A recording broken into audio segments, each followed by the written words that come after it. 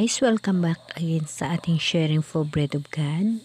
In the name of the Father, into the Son, into the Holy Spirit. Amen. Lord, nagpapasalamat ako sa iyo sa lahat ng mga biyaya na ibinigay mo sa akin at sa mga bagay na aking pinanaliksik dito sa Bible at aking nauunawaan at aking ibinabahagi sa aking mga kapatid na kung sino man ang makapunta sa pagkinig nito, sana makabigay sa kanila ng inspirasyon at makahanda sila sa darating na panahon dahil alam ko, Lord, ikaw ay darating na.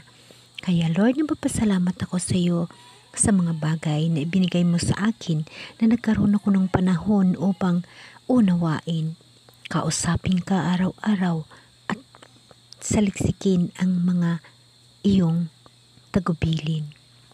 Lord, ihanda mo ako sa iyong pagbabalik. Ihanda mo ang aking mga kapatid na nampalataya at nagtitiwala at umaasa sa buhay na walang hanggan. Amen. So brothers and sisters, today magsishare tayo tungkol sa continuation ng ating video last time. Yung tungkol sa pagbati sa 7 iglesia, at ang 7 espiritu sa harap ng trono ng Diyos. So, iisipin natin, napakahirap, di ba? Bakit ano ba yung 7 espiritu na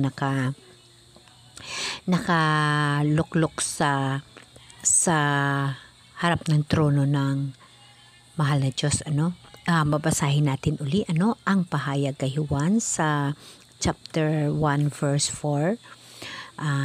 Dito nakalagay na sumas sa inyo magpagpapala at kapayapaan mula sa Diyos sa kasalukuyan, sa nakaraan at siyang darating, at mula sa 7 espiritong nasa harap ng kanyang trono.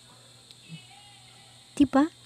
So dapat natin unawain at dapat natin alamin kung ano ang 7 espiritu, So ito, yung last na video natin, ito yung pinag-uusapan natin, yung 7 espiritu, na ito ay ibabahagi sa bawat iglesia. Sa 7 iglesia rin. Ang 7 iglesia, ito ay tinatawag na Efeseo, Smyrna, Pergamo, Thyatira, Sardis, Philadelphia, at Laodicea. Ito ay makikita ninyo sa chapter 1, verse 11. Ang sabi, isulat mo ang iyong makikita at ipadala mo sa 7 iglesia. So, ang 7 iglesia na hinambit na natin, yung unang iglesia ay yung Efeso.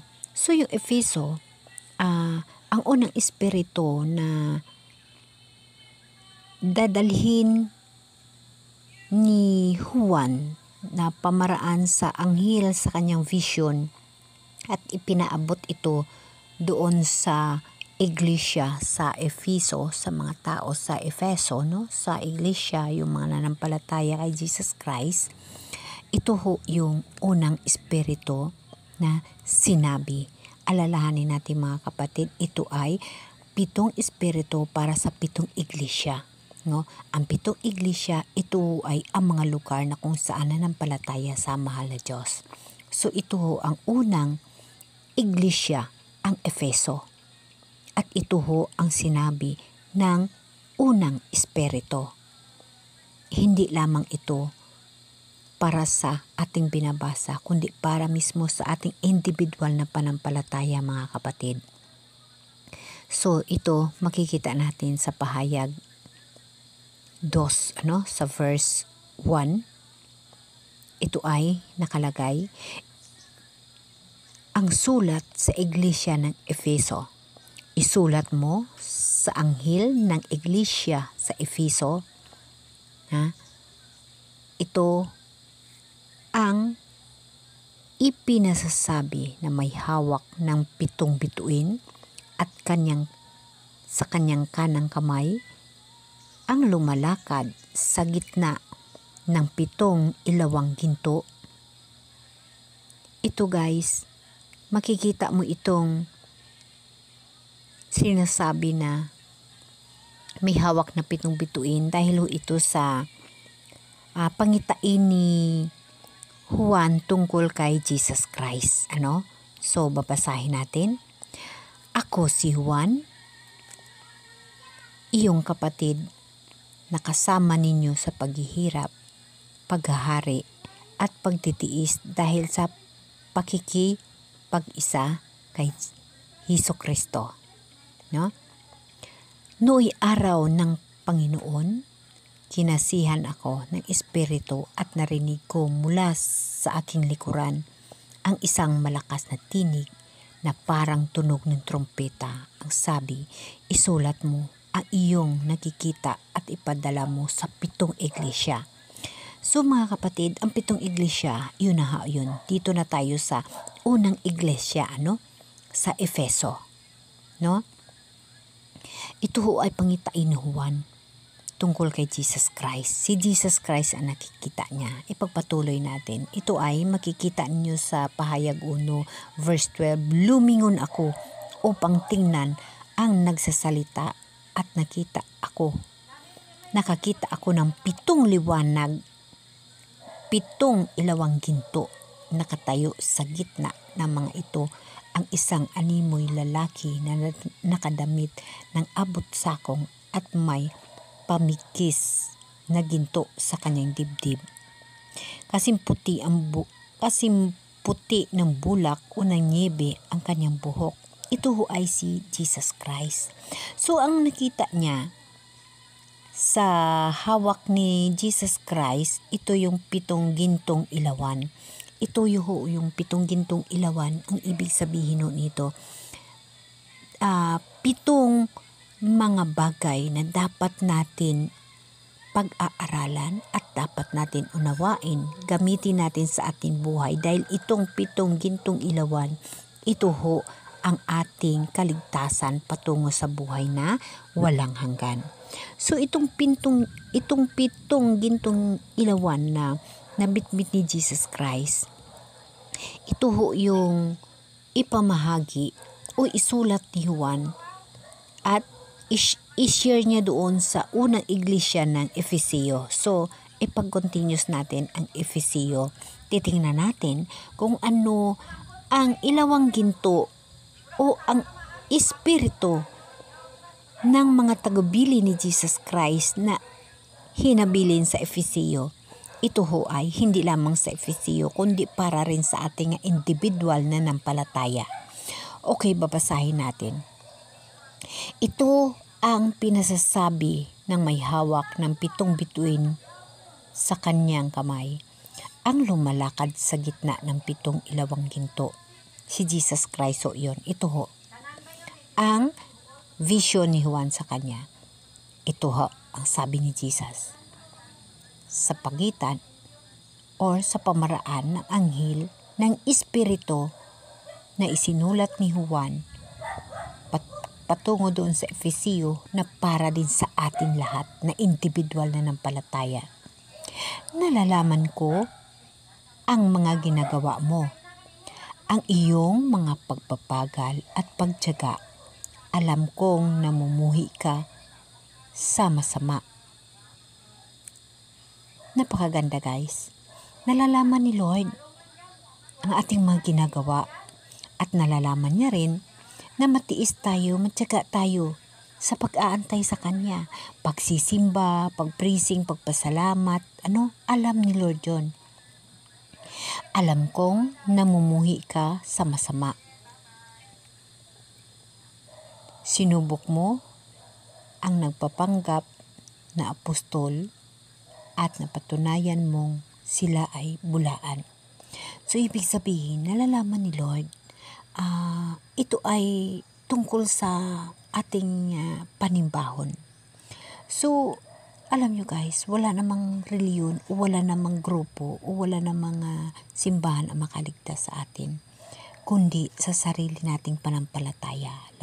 Yan ang lagi natin tatandaan guys. Kahit anong kamang reliyon, saan ka man, ang unahin mo lagi ang iyong puso para sa mahal na Diyos, ang iyong relasyon para sa Diyos, no? Alam ko, matyaga ka, nagtiis ng maraming hirap alang-alang sa akin at hindi naglupaypay. Yes, lahat tayo guys nagtitiis dito sa mundong ibabaw. Napakahirap ng buhay dito sa mundong ibabaw guys. Alam ng mahal na Diyos yun, nagtitiis tayo. Sa mga taong nanampalataya sa Kanya at nagtitiwala sa Kanya, alam mo yun ni Lord. Bawat trials ng buhay natin, kapit patalim tayo sa Kanya, tawag tayo sa Kanya, nagtitiiso tayo. Ang hirap sa mundo, walang katapusan, nakakapagod. Kaya, pangarapin natin guys, ang buhay na walang hanggan. Pagpatuloy natin brothers and sisters, ngunit, ito ang ipinagdaramdam ko sa inyo, nanlalamig ka na sa akin. Hindi mo na ako mahal tulad ng dati. Guys, brothers and sisters, ito ay mula sa mahal na Diyos. Maliwanag ho. Yung kanyang sinasabi. Ngunit ito ang ipinagdaramdam ko sa inyo. Nanlalamig ka na sa akin. Hindi mo na ako mahal tulad ng dati. Kaya guys, brothers and sisters, ang mahal na Diyos nag-aantay sa atin. Mayroong mga pagsubok sa buhay natin. Hindi natin may iiwasan. Minsan nakakalimutan natin na nandiyan si Lord. Dahil na okay na yung sitwasyon natin. Parang hindi na tayo ng problema. Pero noong ng problema tayo, tawag-tawag tayo sa Kanya. Kaya nakalagay ho dito sa Bible. Ngunit ito ang ipinagdaramdam ko sa inyo. Nanlalamig ka na sa akin. Hindi mo na ako mahal tulad ng dati. Kaya guys, nagdadaramdam si Jesus sa atin. Kaya kailangan natin manumbalik sa Kanya. Lalo pa, ito na yung mga huling araw. At kung ano mang nalalabi ng mga buhay natin, atin na i-priority si Jesus. Ipagpatuloy natin. Alalahanin mo ang dati mong kalagayan. Pagsisihan mo at talikdan ang iyong masamang gawa.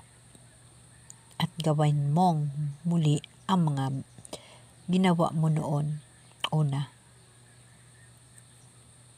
Sapagkat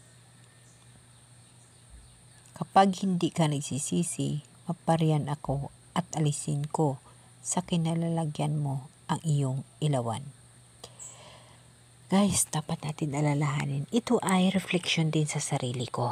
Pero dapat natin tatandaan, kapatid, na ito ay habilin o message para sa iglesia ng Efeso, no? Ng isang espiritu. Alalahanin natin, 7 ho yun. Isa pa lang ho. So, brothers and sisters, gumising ho tayo. Huwag na nating antayin na magtampo ang mahal na Diyos sa atin. Antayin ho natin ang Kanyang pagbalik upang makasama tayo sa buhay na walang hanggan. Ipagpatuloy natin. Alam nyo, napakaganda ang 7 espiritu na pinapaabot sa atin ng mahal na Diyos sa nanampalataya at nagtitiwala ng lubos sa Kanya. Napakaganda ho. Ipagpatuloy natin. Ngunit ito naman ang napupuri ko sa iyo. Kinapupuutan mo ang kinapupuutan mo rin tulad ko ang ginagawa ng mga Nicolaita. Yung mga Nicolaita, yung mga masama, yung walang pag-ibig sa kapwa, no? So, ikaw kapatid, alam ko mahal mo ang Diyos at ang pag-ibig sa puso mo, ang espiritu ng mahal na Diyos ay nasa puso mo. Kaya, yun ang pinupuri sa atin ng mahal na Diyos. Kaya wag natin iwala yan. Wag tayong magbago. Pagpatuloy natin. Kung may pantinig kayo, dingginin niyo ang sinasabi ng Espiritu sa mga iglesia. Sa magtatagumpay ay ibigay ko ang karapatang kumain ng bunga ng punong kahoy ng buhay na sa halaman ng Diyos. Napakaganda brothers and sisters. Ito ho yung unang espiritu ang message ho sa atin. Pagtagumpayan mo ang lahat ng mga trials sa mundo at huwag kang magbago kay Lord. Kapit ka kay Lord dahil sa magtatagumpay, ibibigay niya ang bunga. Makakain ho tayo ng bunga ng punong kahoy ng buhay. Ang ibig sabihin, ang buhay ho na walang hanggan. Kaya ho guys, napakaliwanag ho ng isang espiritu, dahil 7 ho yung espiritu na pinadala sa 7 iglesia. Yung iglesia ho yun ang tinatawag na nanampalataya sa mga mahal na Diyos, mga grupo ho. So, ito yung unang espiritu na mensahe ng mahal na Diyos. So, yun ang dapat natin guys na tuunan ng pansin. Manugbalik tayo ng totoong priority natin ngayon na panahon si Jesus Christ, dahil na ang lahat ng mga sinasabi niya ay parating na at siya ay maghukom. So para makakain tayo ng bunga ng kahoy ng buhay, ito ay buhay na walang hanggan. Guys, ibalik na natin ang ating loob kay Lord. Magbalik na ho tayo. Priority na natin si Jesus. Huwag na natin antayin pa na magtampo si Jesus sa atin. At matikman natin yung nakakatakot na mga pangyayari. Alam niyo ba guys na marami ako nabalitaan ng mga nakakatakot na mga pangyayari. Kahit yung ibang mga kasama ko guys, nagtatakbuhan ng lindol. Ako guys, wala akong naramdaman. Isa ho yun sa pinapasalamat ko sa mahal na Diyos. Kasi wala akong naramdaman. Amen? Amen.